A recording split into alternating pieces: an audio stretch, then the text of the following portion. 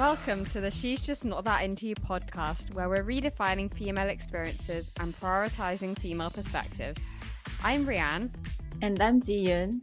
We are two friends with global background, sharing our multicultural experiences and discussing everything that sparks our passion. Every week, we have honest, intimate conversations that we hope will inspire and empower not only each other, but women everywhere.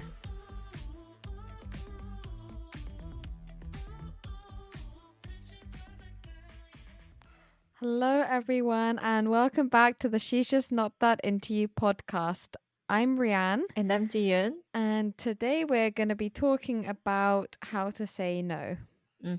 So this topic seems to be discussed a lot in the media recently. For example, just in the past few years, there have been so many books published about this topic. So, for example, there's one called The Power of Saying No, another called 100 Ways to Say No. There's also The Joy of Saying No, How to Say No, No Will Set You Free, and The No Club. So basically, this topic seems to be being discussed a lot nowadays, and we think it's especially something that is important for women to incorporate in our daily lives, as you know, a lot of the research and statistics showed that it is women who especially struggle to say no and who have to deal with the consequences of that.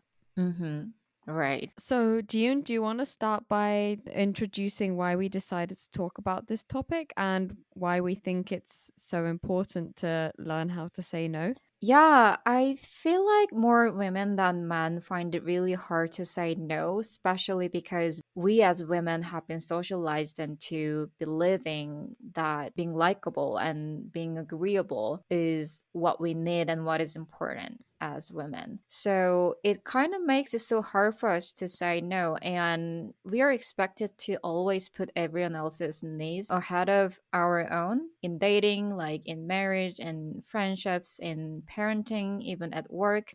There's always this unspoken rule that being a good woman always means that saying yes and subsuming our opinions and desires and even boundaries. So I think this idea of saying no in a healthy way is something that we all need to learn more. So yeah, that's why we decided to talk about this today, and we just wanted to share some personal experiences and what advice we want to share with you guys. Yeah, that's really interesting. Actually, I have one question I really wanted to ask you, which was that obviously, as we've previously discussed on this podcast, in different cultures and different countries, people communicate in different ways, right? Right. And we've discussed a lot about how, compared to British people and Japanese people, who are both famously very indirect communicators, Yeah. you know, Koreans are a lot more direct in the way they communicate with people. Right. So, given that, Mm-hmm. I was wondering whether you feel like, as a Korean, or, you know, when you're speaking in Korean, you feel like it's easier to say no or harder to say no, or is it the same because you're a woman? I'm kind of interested in that, actually. It's such an interesting question. I never really thought about that being related to me being Korean. I mean, I know that Japanese people's like politeness and their indirectness is just another level because I think Korean people, I don't want to generalize, but from my own experiences, I think Korean people are more expressive and more honest and direct in just revealing, like showing their emotions, not necessarily like saying no. I think there's this general sense that saying no isn't really something that's desirable because a lot of the time it potentially means conflict, right? Yeah. It means like confrontation and rejection. So most of the times, naturally, we don't want to hurt someone's feelings and we don't want to see someone's disappointment. So I think there's just this general sense that it's better to be more likable by saying yes. But as a woman, I feel more pressure, definitely. Not just because I'm Korean woman, but because I'm a woman. You know what I mean? Like, I don't think it's necessarily something related to me being Korean, if that makes sense. Yeah, that makes sense. So I guess even if you're, from a culture like in Korea where people are more open to communicating directly and expressing themselves directly, as a woman, you still feel the pressure to not say no. Right. But I feel like I've worked out my own ways. I've really tried hard to be more comfortable with it. So I think I know my own ways to do it now. But back in the days, I found it really, really hard to say no to things that really didn't matter to me at all. What about like in Japan and in the UK? Is there a general sense that saying no is not desirable, or it is something that you wouldn't want to do in like social settings and stuff? Yeah, I think in both Japan and the UK, people don't really like to give a direct yes or no answer to a lot of things. Yeah, I remember you sending me some Instagram reels about how British people actually have a lot of different ways to say no in indirect ways. Like, I remember that if like a British person says, "Oh, I'm gonna check my calendar," that means that they don't want to do it actually. Yeah, and there was this other meme I saw, which was if a British person asks you if you're coming to their party and they answer, "I'll see how I feel," Yeah. it means you have more chance of seeing pigs fly than seeing them at your party. Oh my god. Yeah. That's so funny.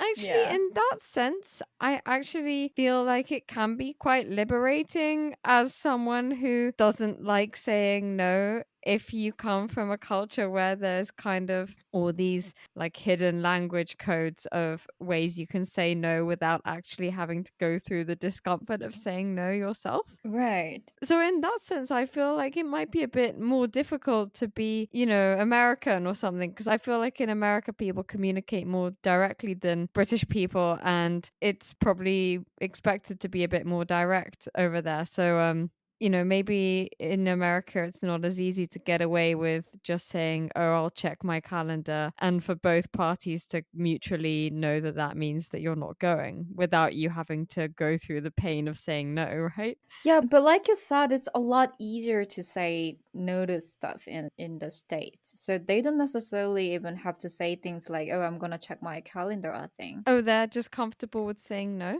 From my experiences, yes. Okay. But there is still the problem that a lot of women face where they feel like they have to say yes to stuff that they're not comfortable with. Yeah, of course. I think saying no, like saying no as a woman, is a completely different story because it has a lot of different layers to it. But in general, I think like in America, it's a lot easier to say no. Like, I feel more comfortable saying no in English, and when I'm in America, than I'm here in Korea speaking in Korean. I think it's just like Americans feel a lot more comfortable setting boundaries in terms of stuff like that.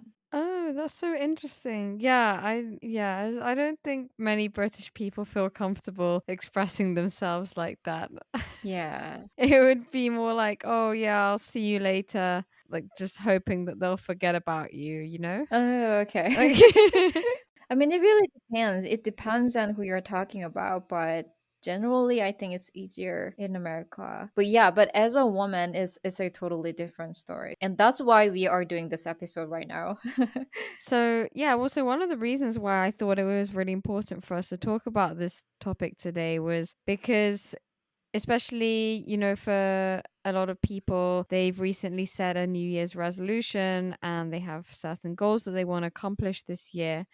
And related to that, people are probably thinking about how they can live intentionally in a way that will align with their goals. And I feel like saying no to things that don't serve you is such an important part of that, Mm-hmm. because obviously the true purpose of learning to say no is that it means that you can say yes to the right things, Right. and you can only say yes to the right things if you say no to the wrong things, which gives us more time and energy for things that we actually like to do. Yeah.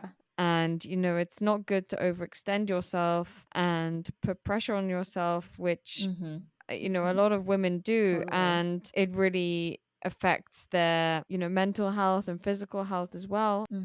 But the danger is not just that it can lead to burnout, but also the real danger is all the things that you miss out on if you say yes to everything and you don't live in a way that means that you're actually spending time on the things that you really care about.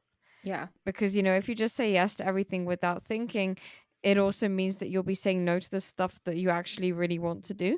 And it's by learning how to say no to things that you can really step into your power and learn how to focus on saying yes to the really important things that really matter in your life. And yeah, I was just quite passionate about talking about this because it also aligns with my own New Year's resolutions for this year, which is to be more intentional about what I do and how I spend my time. And I think part of that is learning how to say no. Yeah. I feel like you've been successful in that area. Yeah, I think it's going pretty well so far. Yeah, like you've been telling me stuff like you've been proud of yourself saying no to stuff that didn't matter to you this year, right? Yeah, and it's just been so good because, before I set this goal for myself, I used to feel guilty whenever I said no to stuff. Yeah. But now that I've kind of reframed the whole thing for myself by having this goal that I really want to stick to, which is to learn how to say no to stuff that isn't going to serve me. Yeah.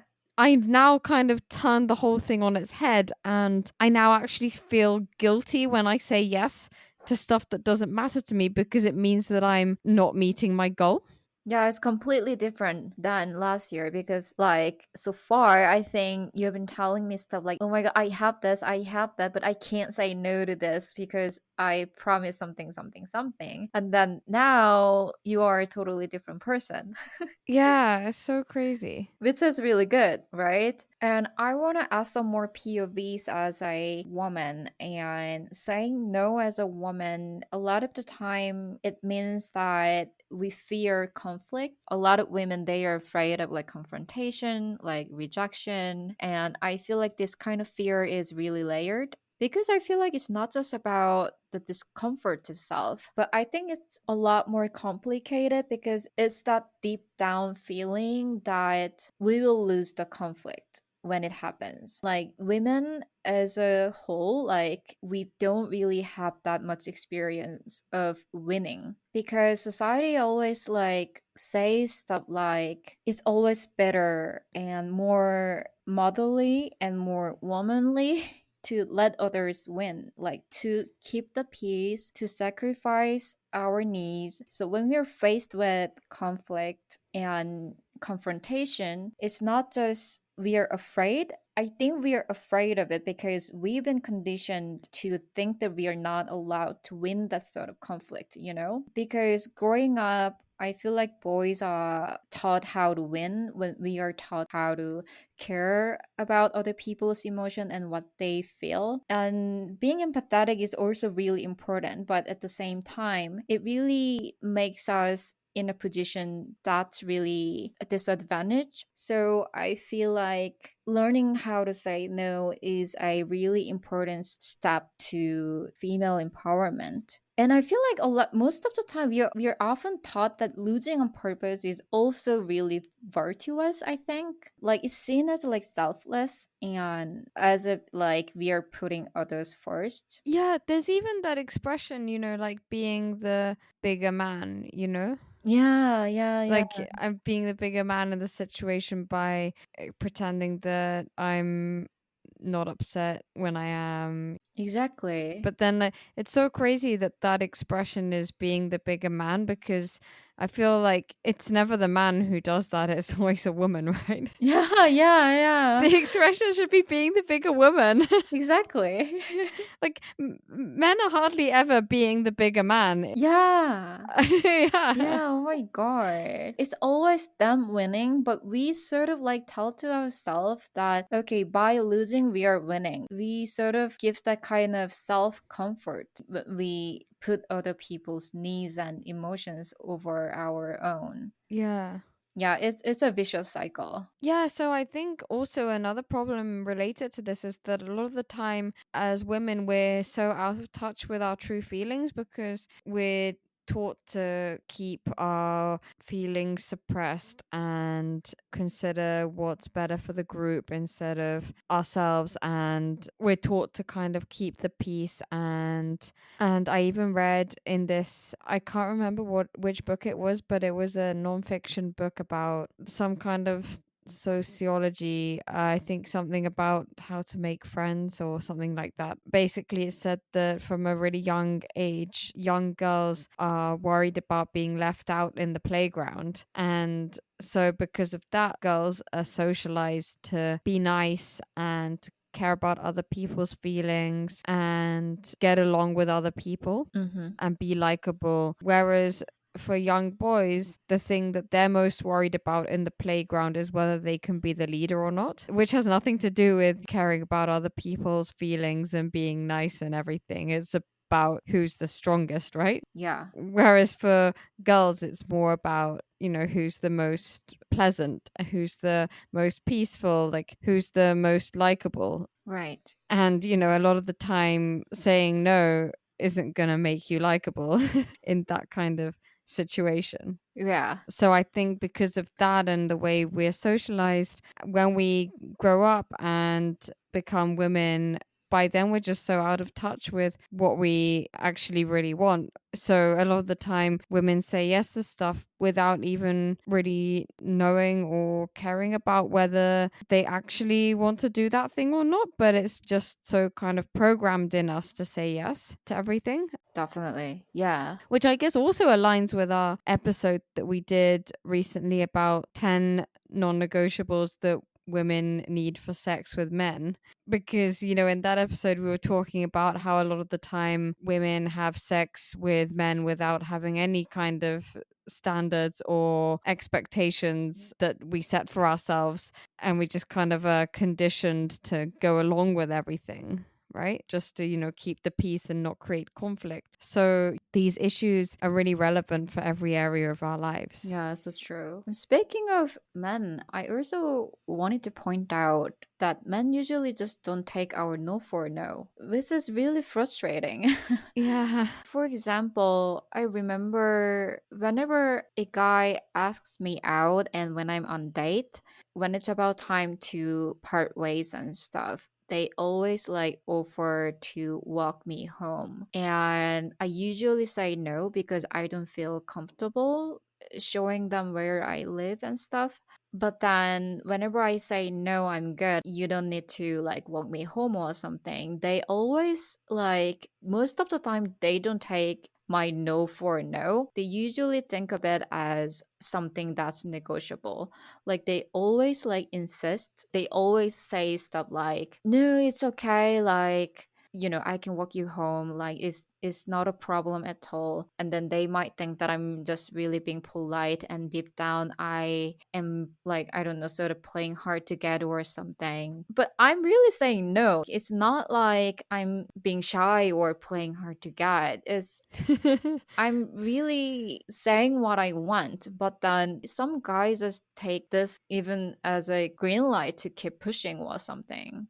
I feel like it's been socially more acceptable not accepting women's no as no. But I think it's important to keep in mind that it's not a code, like it's not a riddle. Like no means no. Like when we say no, it means no. Like it's not an invitation to do something else. It's not it's not a secret code. You don't have to interpret it in a different way than we intend it to be. But most of the time it's not taken as it needs to be. Yeah, that's so crazy.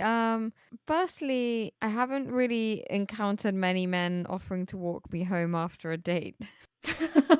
Maybe it's a British guys thing.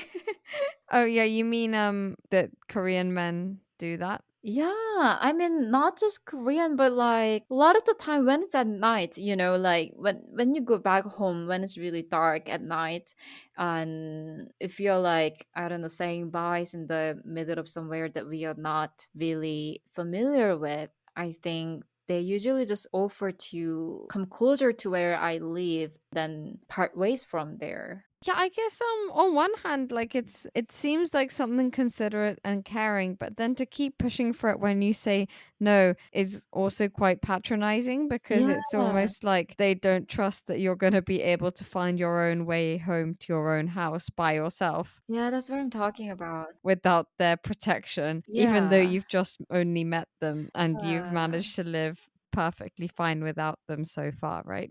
yeah. I mean, it's really nice that they're offering first, but when I say no, they should be able to take it as it is. But like, I think once they keep pushing, I feel like they prioritize their as romantic or as someone polite or caring than my own feeling. You know what I mean? Yeah, and yeah, I guess there's also the problem where sometimes people, as you said, they think no is an invitation to try harder, Yeah, exactly. But it's not.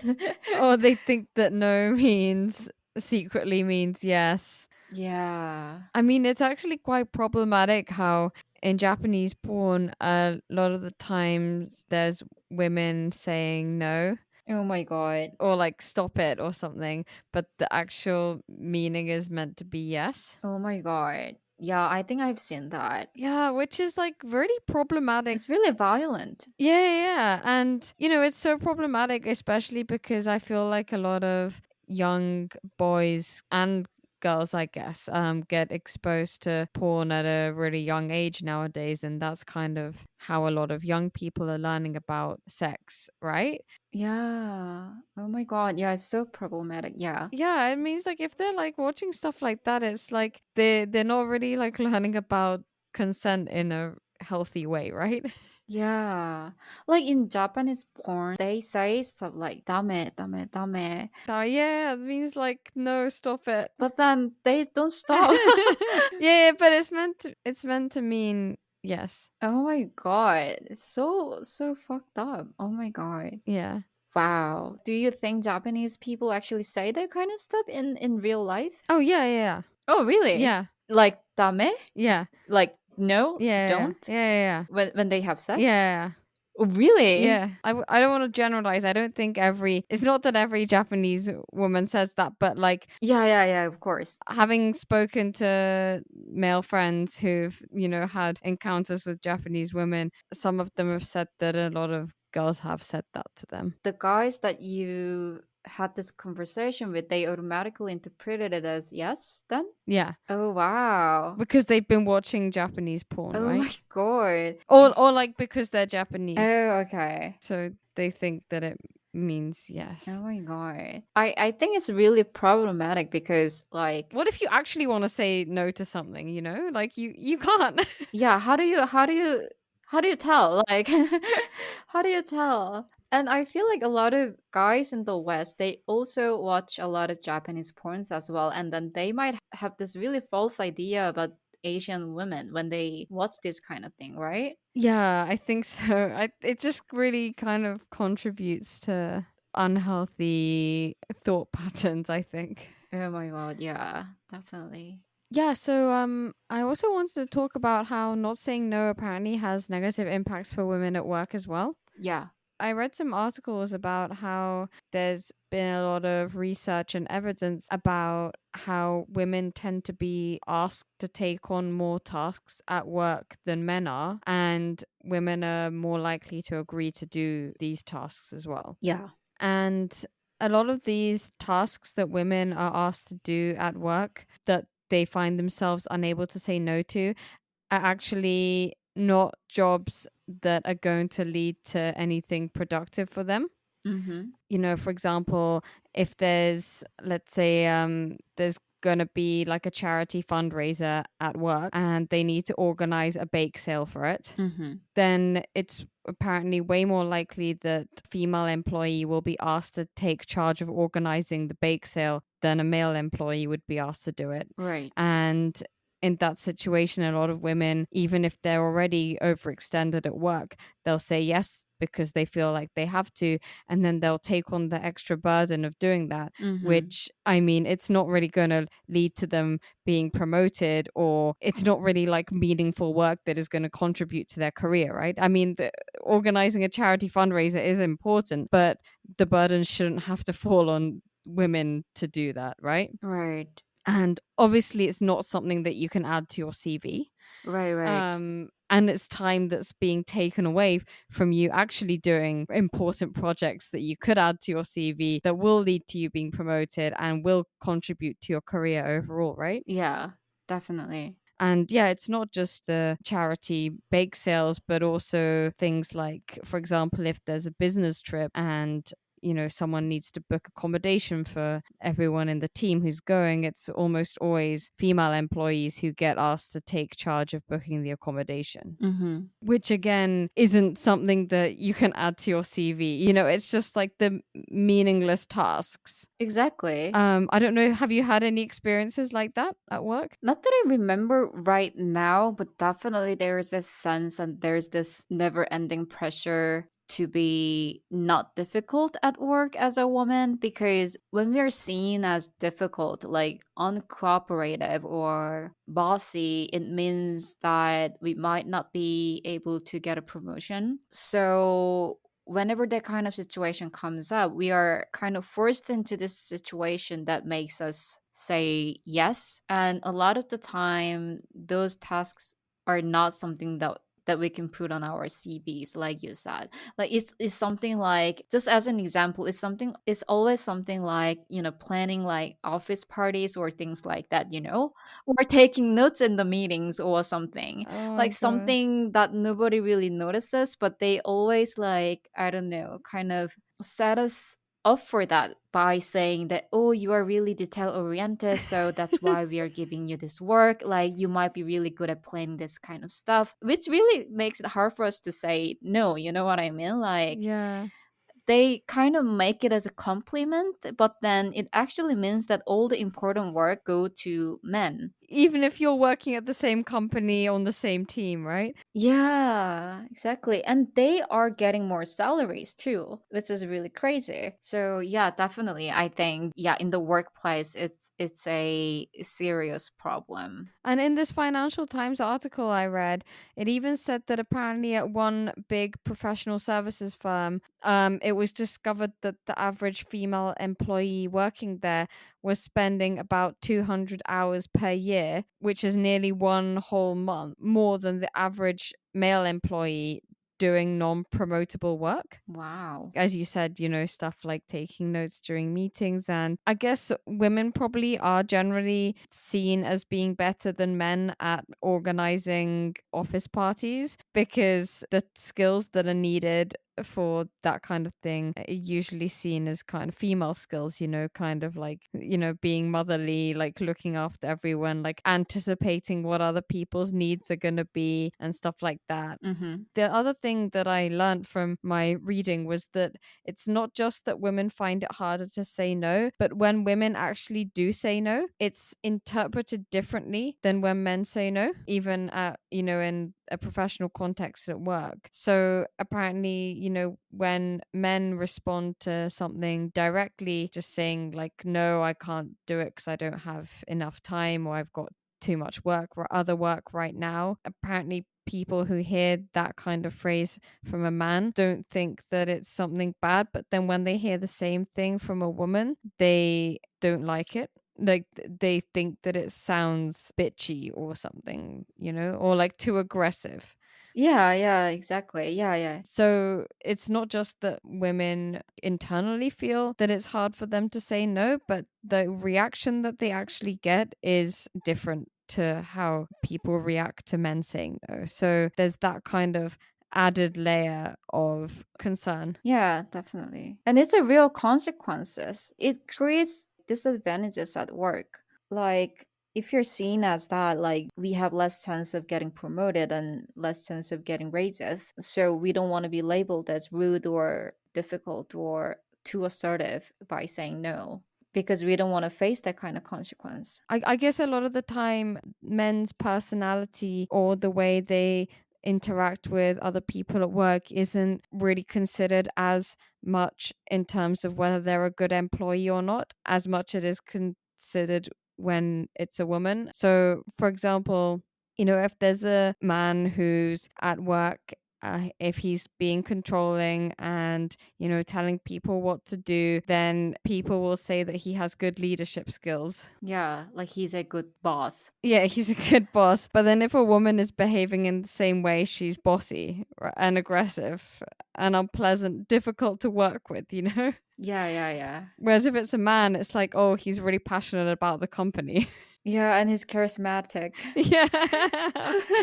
Oh my God. So, do you want to move on to some advice for how to say no? Yeah, I think first and foremost, my number one advice would be change your mindset about no. Like, because I feel like we always like autopilot in that kind of negative ideas and negative feelings associated with saying no. But I think it's better to just flip the kind of script in our head. Like, for example, if the idea of saying no feels really intimidating, or if you feel uncomfortable with that kind of thing, think of it not as shutting doors, but as opening another one. Like, saying no isn't really about rejecting people, like rejecting things, but it's more about saying yes to the things that matter to you and creating more space for yourself. So it's a really positive thing. Like, imagine your time and energy like a room. Like, every time you say yes to stuff that you don't have the bandwidth for, it's like we are reducing that space, right? So I think it just changes that mindset. It's saying no isn't necessarily a negative thing, but it's more about saying yes to the things that's more important for yourself. We only have like a limited capacity in our time and energy. So yeah, I think that's my first advice, I think. Yeah, that's great advice. So, if I wanted people to take away one thing from this episode, it would be that you should always think if it's not a hell yes, then it should be a hell no. Yeah, that's a simple and easy and good way to actually work it out. Yeah. Because, I think a lot of the time, especially as women, we don't even know when we should say no or not because we don't even know what our real true desires are. And I'd say that one first step you can work on if you're in that situation is to get in touch with your intuition. You can learn how to do that by listening to our previous episode about how to make big life decisions using intuition. I mean, in that episode, we were talking specifically about big life decisions, but I think it also applies to the small decisions you make every day, about whether to say yes or no. Because, even if it's, as you said, even if it's something really small that you say yes to, those kinds of things really build up over time and they can take a big toll on your life overall. Like we said, it's so scary to imagine that there are women who are taking on an extra 200 hours per year of unpromotable work, right? Exactly. That they should have been able to say no to, right? So, yeah. I mean, I don't want to encourage people to take life too seriously, but I think it is worth taking it quite seriously in terms of just reframing it. And even if it seems like something small, if it's something that isn't gonna serve you, then it should be a big deal for you to say yes to it and overextend yourself when you don't have the bandwidth for it, right? Absolutely. And another way, I mean, kind of another cheat code I have if you don't want to go through the long process of getting in touch with your intuition and everything, I would say if it's something that you wouldn't want to do, if it were to happen this afternoon or tomorrow, then I think you should just say no to it now, even if it's like in 3 months' time. So, yeah, for example, if someone asks you, oh, can you help me organize, like a charity bake sale in 3 months' time, and then you'll say yes to it, right? Because you don't want to be unagreeable. Yeah. And, it seems like something important. And plus, it's in 3 months' time. So it's not really something that you're thinking about right now. So you're kind of secretly hoping that your future self will be happier to do it and will have more time and everything. So you say yes to it without thinking. But then obviously when it actually comes to the week before the charity bake sale, you're like, oh no, I've got so much other stuff going on. I'm going to really have to, sacrifice my sleep or my rest time so that I can take on this extra task that I shouldn't have said yes to. And yeah, I just think that if that charity bake sale were happening tomorrow, would you say yes to it right now? If the answer is no, then it probably means that in 3 months' time, your life isn't going to be any less busy. So you probably shouldn't say yes to it then either. Yeah, that's such a good idea. Yeah. And I think also another thing is that I think it really helps to think really deeply about why you're saying yes to something. And if you're saying yes to something because you truly, really want to do it, then that's great. But if your reason for saying yes is because you're afraid to say no, that's really not the right reason for saying yes. And it actually means that you're lying to yourself and the person that you're saying yes to. Yeah. So you're not actually being honest or authentic, and you're not, showing up in an honest and authentic way. So true. You shouldn't say yes just to make yourself feel better about yourself or just so that you can feel comfortable. Another thing is, like, if you just try to kind of observe how you feel every time you say yes to something, that can be a good way to work out how to set boundaries. Because, if you say yes to something and the whole interaction makes you feel kind of anxious or frustrated or resentful, then that probably means that you're not saying yes for the right reasons.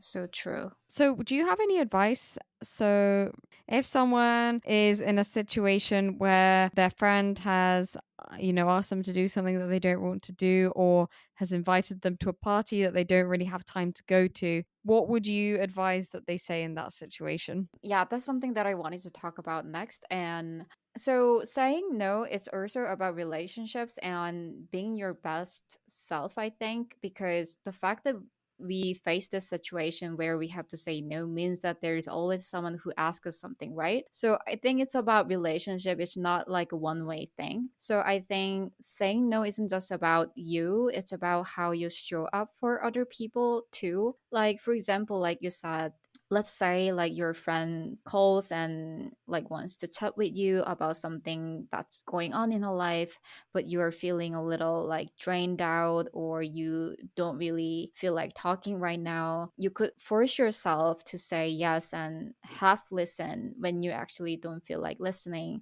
Or I think you can just tell them what you feel and just give them your honesty. Like, it's not just about saying, no, I can't talk, I don't want to talk right now.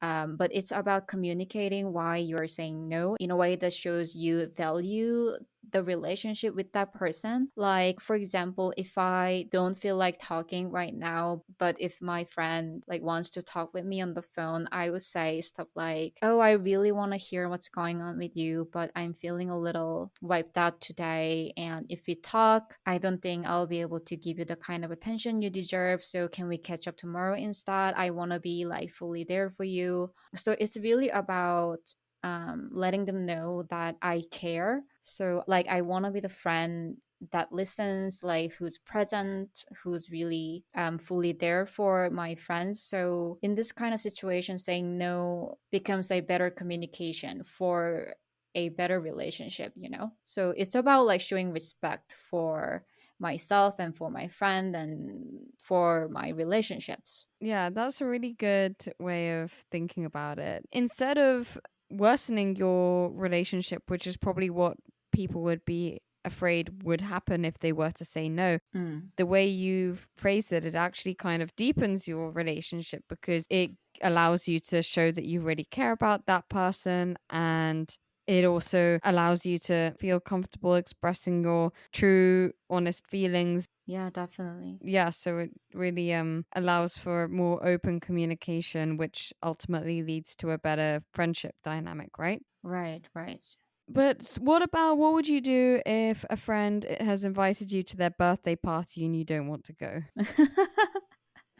Oh my god, that's a hard one. Because, you can't really be like, oh, I'll come tomorrow instead, right? Because their party it's a fixed date. Yeah. Okay, so firstly, in that kind of situation, like if that kind of situation happens, I think we should start with the fact that we can disappoint people. Like we can't always satisfy people, but we will just do our best to maintain our relationship in a healthy way. So if I were in that kind of situation, I would say like I really want to like celebrate your birthday, but I would appreciate it if you allow me to do it in the way that I feel comfortable. Like I think there are people out there who might not be feeling comfortable going to like parties, you know, like birthday parties or just social events to celebrate something. There are people who want to just have like one-on-one quality time, like at a cafe or just giving them gifts and stuff like that, rather than just going to a big, huge birthday party, you know? So I think it's better to just tell them that how you want to celebrate that time for them. I know that you've been doing birthday parties in Tokyo. Was it just one time or two times already? Oh, just once, yeah. Just once. Like for example, if you're having like a girls' night out as part of your birthday party, and if someone says no, like what do you think would be the best way for them to say that to you? I wouldn't really mind if they say no. Yeah, then how would you say it if you were in a situation where you were invited, but then you don't really feel like going? I would say just don't become friends with anyone who you don't care about enough that you would want to go to their birthday party. I think that's an easy solution. I mean, it'd be great if that's the case in the first place. So I think like if you then say no and they react badly, then you wouldn't even care because it means that you don't care about them enough to want to go to their birthday party, right? So like who cares if they're upset that you said no, right? Because yeah, you don't even care about them enough to want to go to their birthday party. So why do you care that they reacted badly or were disappointed that you said no to them, right? Yeah. And if you were upset about that, then it's just your ego that doesn't like being rejected or feels like uncomfortable with the fact that someone's not happy with you. Mm-hmm. But if you were to think about it, like it doesn't even really matter to you that you've lost them as a friend. I mean, that would be like the worst case scenario would be that they no longer want to be friends with you, right? Yeah. Because people really get so scared of saying no and really blow things out of proportion. But what's really the worst that's going to happen? You know, it's just that that person's not going to want to be your friend anymore, right? Mm. And then if it's someone that you really don't care about enough that you actively don't want to go celebrate their birthday, then why do you even care if they don't want to be friends with you anymore? And furthermore, that just means that they probably won't be inviting you to their birthday party next year, which is actually good because it means that you won't have to go through this dilemma again, right? Yeah. Maybe I just think like this because I'm an introvert, but but I feel like a lot of people have this pressure of going to like a birthday party because they have like a FOMO. Maybe I'm thinking this because I'm an extrovert. I think that's another issue, but if it's kind of like a one-on-one thing where you're worried about disappointing that friend, right? But like I think what you said about the FOMO is a different issue because if you have FOMO, it means that you do want to go to the party, right? I mean, sometimes you don't want to, but you still get FOMO. Yeah. Oh, what? Like for example, like you're so tired and you don't feel like going to a party tonight, but then you don't want to miss out on the fun. So you kind of force yourself to go to the party. Right. So I think in that situation, you just have to choose whichever one you feel most strongly about. Do you feel most strongly about the FOMO or do you feel most strongly about being tired and not wanting to go, right? Yeah. What I just said is a very extroverted way of thinking. Yeah. I don't think I've ever been worried about missing out on fun. I think you were more worried about. Okay, I'm not gonna say it. What were you gonna say? Because you want people to want to be your friends and you don't want to disappoint them. So you go to a lot of birthday parties. Oh, so that was why I focused so much on that aspect. Yeah. Oh my god. Okay, but I mean, yeah, like so. For example, if I lived in Seoul, right? As in, like, so if we lived in the same city and I was having a birthday party and you didn't want to come, what would you say to me? I think I would just be honest with you because I feel like I know that you would understand. I think.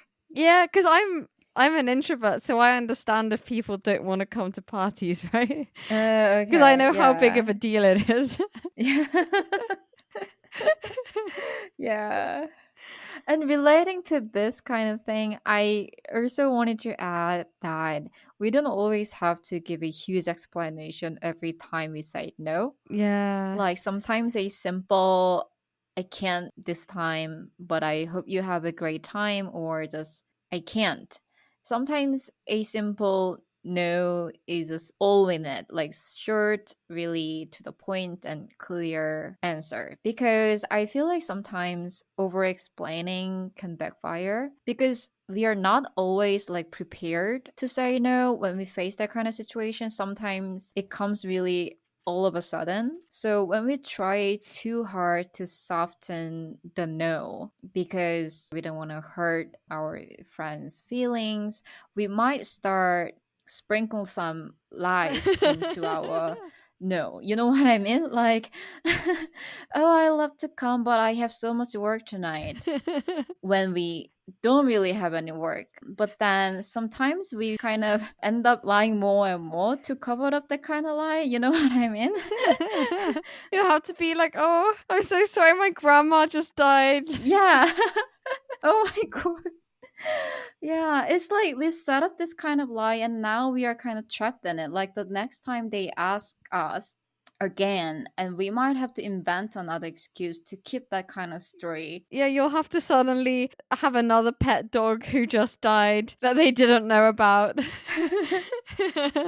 Exactly. So sometimes like being honest is the best answer, like just a simple truthful response. Just don't over explain. Sometimes it makes you trapped into that kind of situation. Another thing is that if you're someone who really struggles to say no, it can sometimes be helpful to practice saying no in situations where it doesn't really matter. So I actually recently learned that if you want to, change certain things about your personality, you can adopt an alter ego and just kind of reinvent a different version of yourself who naturally behaves in the sort of way that you aspire to be like. Right. And I had this advice that if you're trying to do something like that, then being surrounded by people who are used to you as you are right now, as you have always been, kind of holds you back from being able to change. So if you're kind of in a situation where, you're surrounded by your family and friends or your work colleagues who have always known the version of you who tends to say yes to things, then that can really hold you back from suddenly being able to change yourself and learn how to say no, because these people all kind of are projecting their energy onto you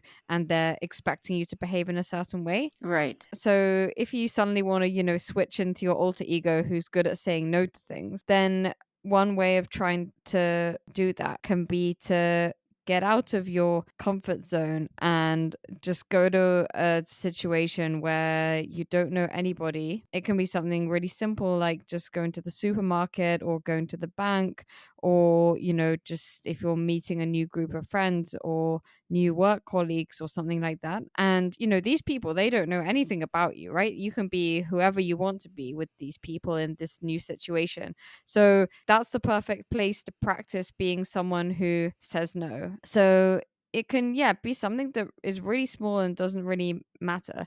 So for example, if you're at a restaurant and the waiter comes over to refill your glass of water, but you don't actually want any more water because you've already drank enough. But a lot of the times it's uncomfortable to say no in that situation because the waiters spent all their energy walking over to your table and they're getting ready to pour the water. Oh my god. Really? But like, I don't know. I feel like it's, you know, especially like in Japan, I feel a lot of pressure to not say no in that situation. Oh my god. I would just say like, yes, sumimasen. Like, I'm sorry that you've gone to the effort to do this for me, basically. Wow. Yeah. And then obviously because the waiter's just poured it for you, you have to drink it, right? Because yeah. but then, you know, the waiter probably doesn't know you, doesn't have any expectations for what you're like. So in that situation, you can practice saying no. You can be like, oh, no, sorry, actually, I've already had enough water. Appreciate you coming over to pour it for me. But, you know, I don't want to. I mean, you don't have to say all that, obviously. You can just say no, thank you. Yeah. Yeah. So then once you get into the habit of practicing saying no in situations where you're with new people who don't know you, then you'll naturally become more and more comfortable with saying no, and you'll eventually be able to do it with people who do know you in situations that do actually have more perceived consequences than saying no to a waiter in a restaurant. That's a nice advice, I think. So you're basically hypnotizing yourself that, oh my god, this is my alter ego doing this. No. Right? Yeah. It's actually a good way to actually start off. We can do another episode later on about alter egos because I have a lot to say about that. Okay, let's do that. Yeah, so thank you so much, everyone, for listening to our episode today. We hope it's helped you understand the psychology behind saying no, and hopefully, this advice is also going to help you meet your goals for this year and live your life more intentionally. Yeah, definitely. Remember, saying no is not about being too assertive. It's about being the version of yourself that you want to be. And it's liberating and it's powerful. Yeah, and it means that you're saying yes to the things that really matter. Thank you so much for listening to our latest episode. And if you like that, please share with a friend. We'd also really appreciate if you could rate and review our podcast. And please get in touch if you have any feedback. We'll be back again with another episode next week.